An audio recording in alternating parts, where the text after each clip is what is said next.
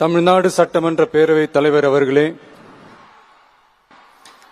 மாண்புமிகு அமைச்சர்கள், நீதியரசர்கள், எம்எல்ஏஸ், எம்பிஸ், உள்ளாட்சி பிரதிநிதிகள், தலைமை செயலாளர் உள்ளிட்ட அரசு அதிகாரிகள்,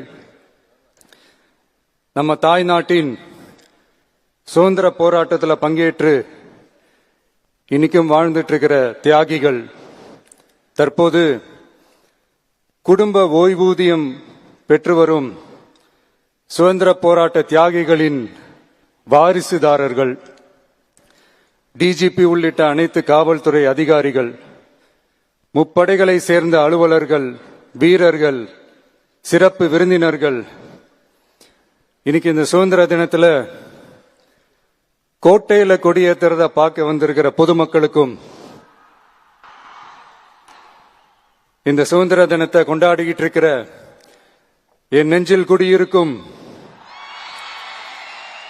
தமிழக மக்களுக்கும், மாணவ மாணவிகளுக்கும் அனைவருக்கும் என்னுடைய சுதந்திர தின நல்வாழ்த்துக்கள், என்னுடைய வணக்கத்தையும் தெரிவிச்சுக்கிறேன்.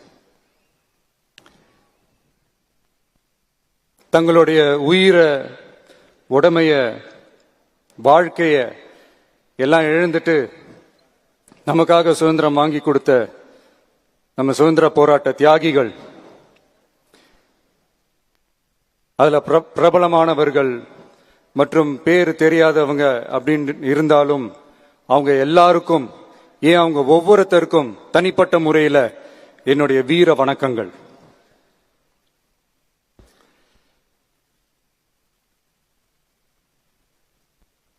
நம்மள ஒரு அடிமை மாதிரி வச்சிருக்காங்க அப்படின்னு தெரிஞ்சிட்டாலே மக்கள் மத்தியில் ஆட்டோமேட்டிக்கா ஒரு ஒற்றுமை ஒண்ணு வர ஆரம்பிக்கும்.